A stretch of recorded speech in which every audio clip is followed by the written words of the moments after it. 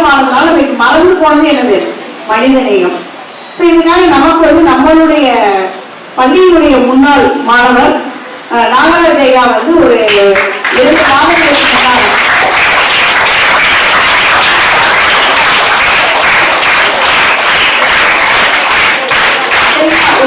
மாதங்களுக்கு முன்னாடி நம்ம பள்ளியில எதுக்கு நம்ம பள்ளி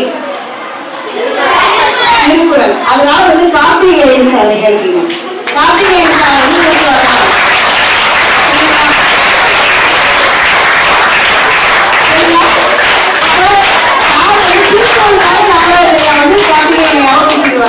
சரிங்களா? அப்ப அவங்க கூட யாரையும் கூட்டு வராங்க? ஆனந்தி அம்மாவையும் கூட்டு வராங்க.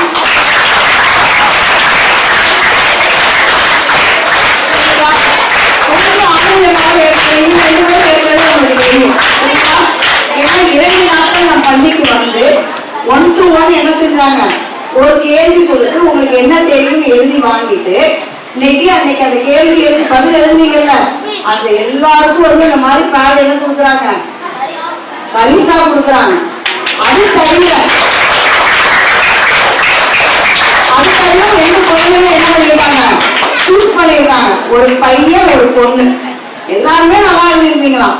ஆனாலும் மனிதநேயத்துக்கு அவங்களுக்கு பிடிச்ச மாதிரி எனக்கு கூட சொல்லல. அந்த குழந்தை என்ன எழுதினதுன்னு தெரியாது, எந்த குழந்தைன்னு எனக்கு தெரியாது. சரிங்களா? சோ அந்த 2 குழந்தைகளுக்கு நீங்க என்ன கொடுக்க போறாங்க? சிறப்பான பரிசு கொடுக்க போறாங்க. இந்த மனிதநேய விழான்னு இன்னைக்கு நம்ம இந்த நிகழ்ச்சியை நம்ம நடத்திட்டு இருக்கிறோம்.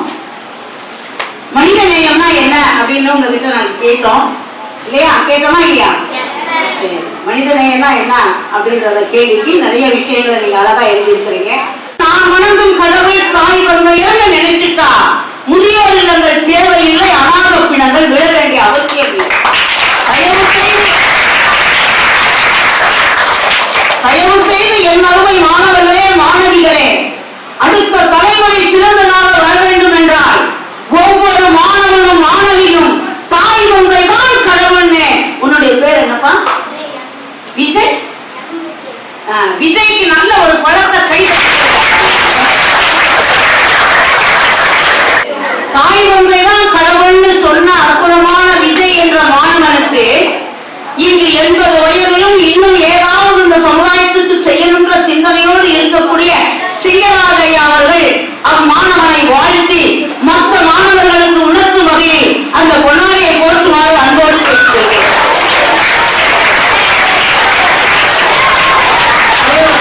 இப்படி தாய் ஒன்றை தான் கடவுள் நினைக்கும் போது இத்தனை பெரிய மரியாதை இவனுக்கு கிடைக்குது. தாய் ஒன்றை தான் கடவுள் சொன்னதுக்கு மாபெரும் சபைகளில் நீ நடந்தால் மாலைகள் உனக்கு விழ வேண்டும் என்பது போல தாய் ஒன்றை தான் கடவுள்னு சொன்ன உடனே எத்தனை பெரிய மரியாதை கிடைத்தது பாத்தீங்களா? அப்ப நீங்க அனைவருமே இப்ப மட்டுமல்ல வளர்ந்து பெரியவர்கள் ஆனாலும் தாய் ஒன்றை தான் கடவுள்னு சொல்லிட்டீங்க, உங்களுக்கு இறைவனுடைய ஆசீர்வாதம் நிறைவாக கிடைக்கும். அதற்கு சான்றிதழ் மாணவனை நல்ல ஒரு கைதட்டல். கடவுள் வந்து எனக்கு வந்து என்னுடைய அப்பா அம்மா வச்ச பேரு ஆனந்தி தான். ஆனா நான் இன்னைக்கு ஆனந்தி அம்மாவா நான் இருக்கிறேன். கருவுற்று இருந்தால் எனக்கு ஒரு குழந்தை. நான் கருணையோடு இருப்பதால் எனக்கு இந்த தமிழ்நாடே என் குழந்தைங்க நான் நினைக்கிறேன். இன்னைக்கு இத்தனை குழந்தைகளை எனக்கு கொடுத்த தலைமை ஆசிரியருக்கு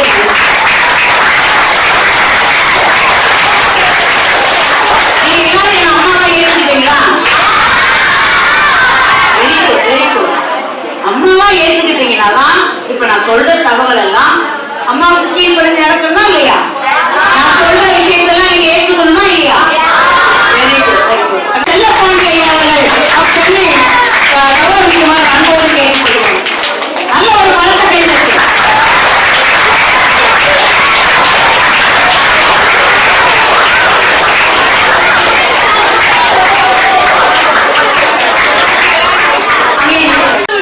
இல்லை துடுத்துக் கொண்டிருக்கிறது என்று இந்த மாணவர்கள் எழுதப்பட்ட எழுத்துக்களை மாணவர்களை நான் சந்திக்கிறேன். அந்த மகிழ்ச்சி எனக்கு நிறைய இருக்கிறது. அப்படியும் ஒரு மாணவனும் மிக அழகாக எழுதியிருக்கிறான். ஒரு மாணவன் என்ன சொல்றான்? நான் அவருக்கு ஸ்கூலுக்கு கொண்டு போயிருப்பேன் சாப்பாடு, அதுல நான் அவருக்கு கொடுப்பேன்னு சொல்றான். நம்மளே கொஞ்சோண்டு டிஃபன் பாக்ஸ்ல வச்சிருப்பான், நம்ம எங்க போய் இவருக்கு கொடுக்கறது அப்படின்னு நினைக்காம தன்னுடைய உணவையும் பகிர்ந்து கொடுக்கணும்ன்ற எண்ணத்தை கொடுத்திருக்காங்க. அந்த மாணவனுக்கு ஒரு பலத்தை கைதட்டு ஒவ்வொரு எழுத்துக்களும் ஒவ்வொரு வரிகளுமே அற்புதமானது. அவ்வளவு அழகாக எழுதியிருக்கிறான். தனக்கு கொண்டு வருகிற உணவை அவருக்கு நான் கொடுப்பேன்னு எழுதியிருக்கிறான். ஒரு மாணவன் என்ன சொல்றான்னா, கடவுள்கிட்ட பிரார்த்தனை பண்ணுவான், அவருடைய உடம்பு சரியாகணும் அப்படின்னு சொல்லி கடவுளிடம் நான் பிரார்த்தனை செய்வேன்னு சொல்றான். அந்த மனித நேயத்தை நான் வரவேற்கிறேன்.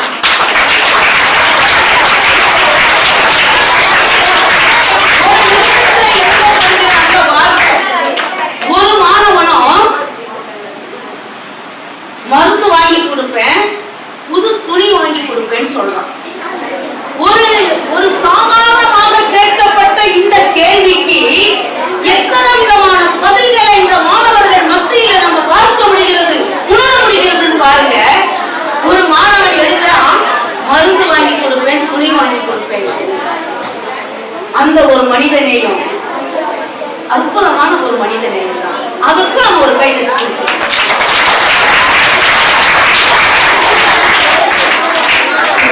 நம்ம தங்குறதுக்கே வீடு இல்ல, நம்ம தங்குறதுக்கே வீடு இல்ல, வாடகை வீட்டுல இருக்கிறோம்.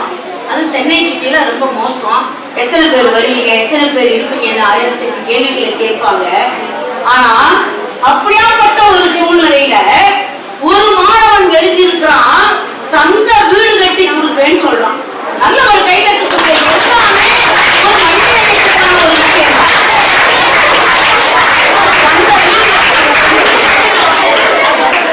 ஒரு மாணவன் என்ன சொல்றான், ஒரு மாணவன் என்ன சொல்லியிருக்கான்னா, அவர் ரோட்ல கடந்தாருன்னா அவரை நான் மருத்துவமனைக்கு எடுத்துட்டு போய் ஆஸ்பத்திரியில சேர்ப்பேன் அப்படின்னு.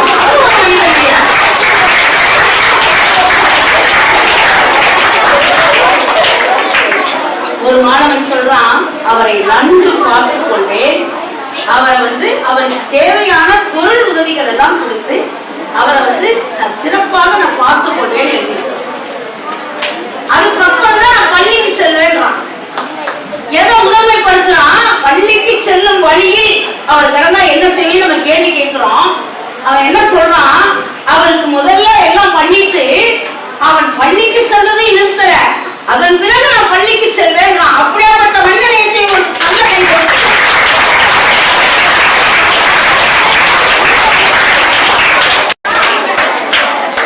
ஒரு மாணவன் எழுதியிருக்கான், அவரை என் கூடவே வச்சு என் தாத்தா மாதிரி பார்த்துக் கொள்வேன்னு சொல்றான்.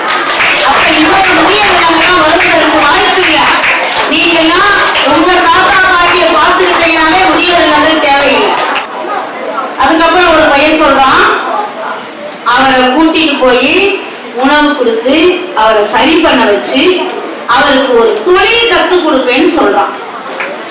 அவருக்காக அவர் நிக்கணும், யாரும் எதிர்பார்க்க கூடாது, இப்பதானே அவர் முடியாம படிச்சிருக்காரு. ஒரு மாணவன் சொல்றான், நாங்க டவுன்ல இருக்கிறோம், எங்க வீடு கிராமத்துல இருக்கு, அதனால அந்த கிராமத்துல இருக்கிற வீட்டை அவர் அங்க கொண்டு போய் நான் வச்சிருவேன் அப்படின்னு சொல்றான். அப்ப தன்னுடைய தாத்தாவாகவே அவர் ரோட்ல கிடக்கிறவரை பார்த்து தன்னுடைய சொந்த ஊர்ல கொண்டு போய் அந்த கிராமத்திலே அவர் தாத்தா வச்சிருக்கேன்னு சொல்றான். அதுவும் ஒரு மனிதநேயம் தான். அந்த மனிதநேயத்துக்கு ஒரு நல்ல கை.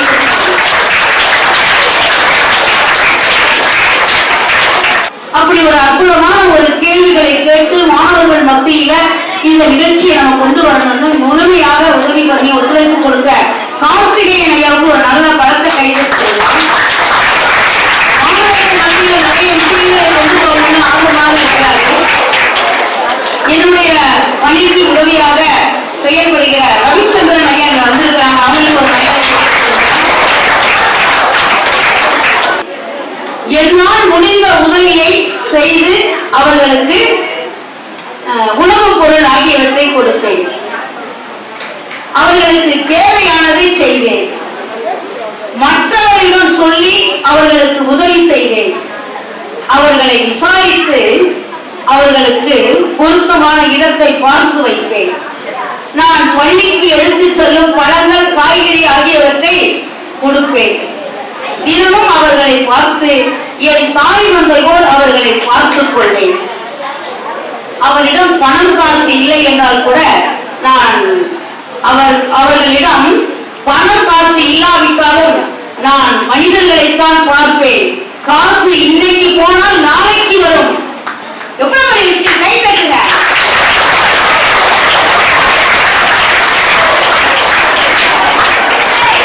என்ன சொல்லிட்டாங்க அவங்க? காசு இன்னைக்கு போனா நாளைக்கு வரும், ஆனா உயிர் போனா வருமா? உயிர் போனா வருமா? எவ்வளவு பெரிய விஷயத்தை எவ்வளவு அழகா எழுதிட்டாங்க பாருங்க. உயிர் போனா வருமா என்பதை நான் சிந்தித்து அனைவருக்கும் எடுத்து சொல்வேன். ஏனென்றால் அவர்கள் நமக்கு கடவுள் போல. அந்த ரோட்ல கிடக்கிற முதியோர்களை கடவுளாக பாதிக்கிற அப்பெண்கள் யார்?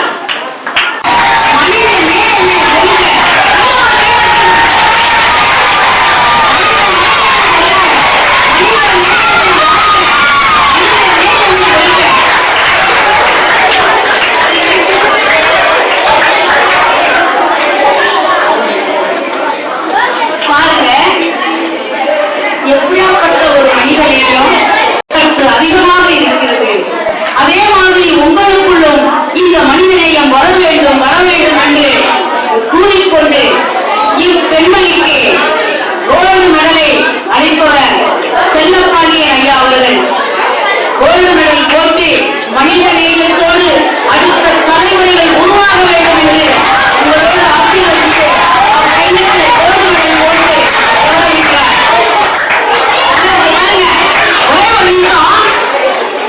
மனித நேயம் என்பது எல்லாருக்கும் இருப்பது மனித நேயம் தான்.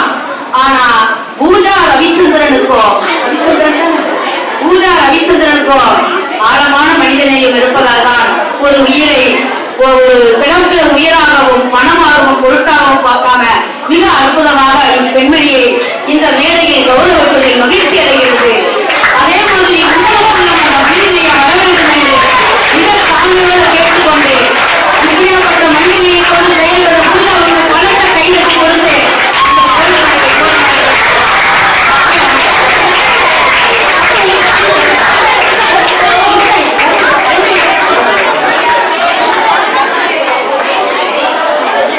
இந்த மனித நேயத்தை வளர்த்த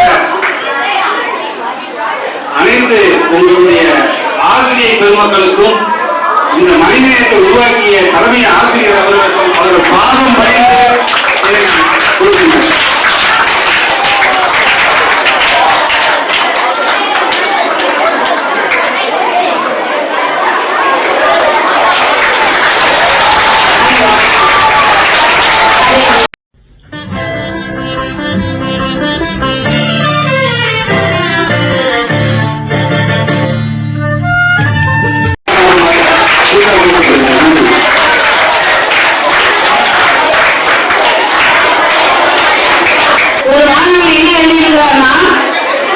முதல்ல அவருக்கு என்ன தேவையோ சாப்பாடு அதை கொடுப்பேன். அடுத்து அவருடைய துணிமணிகளை சரி செய்வேன். அடுத்து நோயை குணப்படுத்தி வரிசைப்படுத்துறோம் பாருங்க. எது முதல்ல எது இரண்டாவது அப்படின்றத மிக அருமையாக வரிசைப்படுத்துறோம். மருத்துவமனைக்கு அழைத்து செல்வேன். எல்லாம் சரியான பிறகு அவருக்கு ஒரு பாதுகாப்பு வேணும் இல்ல, அதுக்கப்புறம் அவரை முதியோர்களுக்கு கொண்டு போய் சேர்த்துருவேன். அந்த முதியோர் இல்லத்துக்கு போவாராம். அப்படி இல்லைன்னா அந்த முதியோருக்கு தங்குவதற்கு ஒரு வீட்டை வாங்கி தருவேன். சாப்பாடு கொடுக்குறோம், துணிமணி கொடுக்குறோம், நோயை குணப்படுத்துறோம், முதியோரை அழைத்து செல்வேன், முதியோர்களுக்கு அழைத்து செல்வேன், அந்த முதியோருக்கு தங்குறதுக்கு ஒரு வீடு வாங்கி தருவேன். தினமும் காலை மதியம் இரவு 3 வேளையும் சாப்பாடு வாங்கி தருவேன். ஒரு மனுஷனுக்கு 3 வேளையும் உணவு வேணுன்றத எவ்வளவு அழகாக வரிசைப்படுத்தி மிக அழகாக சொல்லியிருக்கிறார்.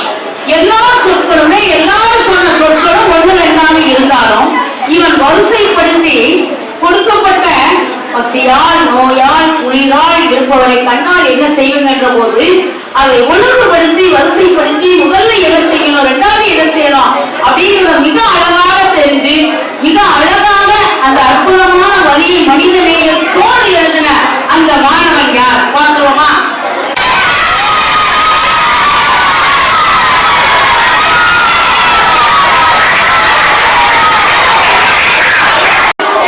அந்த விஷயங்களை மிக அருமையாக மிக அழகாக சொன்ன இம்மாணவனுக்கு மனிதநேய மாணவன்ற சான்றிதழை வழங்கி அவர்களுக்கு பேருந்துகள் அளிக்கிறார் மாயாதையா அவர்கள்.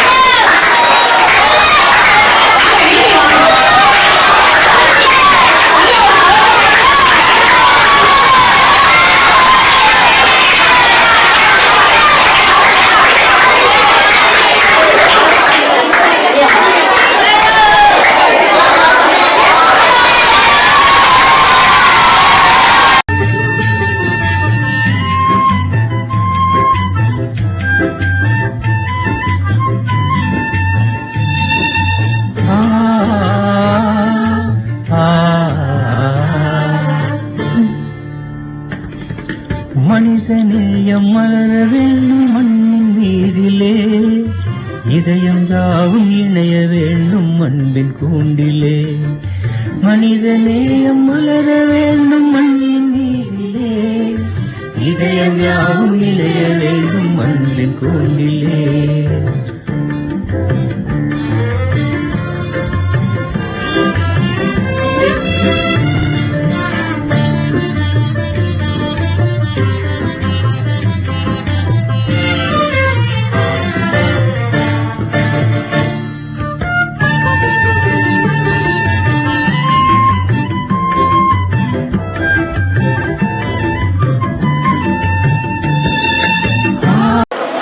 நான் மாணவர்களுக்கு ஓவிய போட்டி நடத்தி அனைவருக்கும் பரிசு வழங்கவும் திட்டமிட்டிருக்கிறது. அதுக்கு இன்றைய அன்னை தெரேசா அவர்களுக்கு என்னுடைய வாழ்த்துக்கள் தெரிவித்து அவங்க மூலமாக அதை செயல்படுத்த விரும்புகிறேன். நன்றி. இந்த வழிபாட்டைய இதுவரை சாதாரணமாக நினைக்காதீங்க. என் பிள்ளைங்க இந்த பரீட்சாட்டை எழுதும் போது நல்ல அறிவோடு நல்ல ஞானத்தோடு நல்ல ஞாபக சக்தியோடு மனித நேயத்தோடு இந்த சமூகத்துக்கு வர வேண்டும் என்று பிரார்த்தனை பண்ணி எடுத்து வந்தீங்க.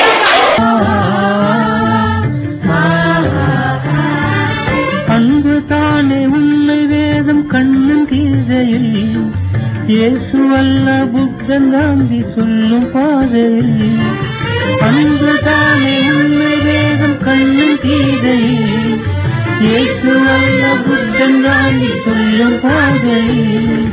வேட்டை ஏந்தி பாட்டை பாடும் மனித வர்க்கமே, வேட்டை ஏந்தி பாட்டை பாடும் மனித வர்க்கமே, பாகுபாட்டை நீயும் மாற்று உலக சொர்க்கமே.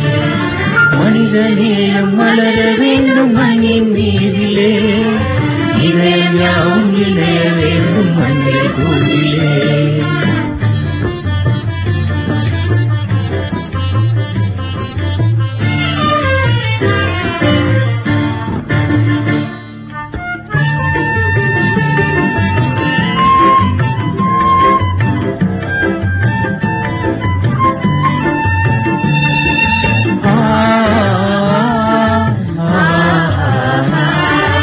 மண்ணும் இன்னும் வேதம் சொன்னால் என்ன ஆவது, மனிதன் உள்ளம் கோயிலானால் தெய்வம் வாழுது. மண்ணும் இன்னும் வேதம் சொன்னால் என்ன ஆவது, மனிதன் உள்ளம் கோயிலானால் தெய்வம் வாழுது. இந்த கோயிலான போதும் தெய்வம் உண்டுதான், இந்த கோயிலான போதும் தெய்வம் உண்டுதான், இந்த கோயிலான போதும் தெய்வம் உண்டுதான். மனிதநேயம் மலர வேண்டும் மண்ணின் மீதிலே, இதயம் யாவும் இணைய வேண்டும் மண்ணின் கோவிலே. மனிதநேயம் மலர வேண்டும் மண்ணின் மீதிலே, இதயம் யாவும் இணைய வேண்டும் மண்ணின் கோவிலே.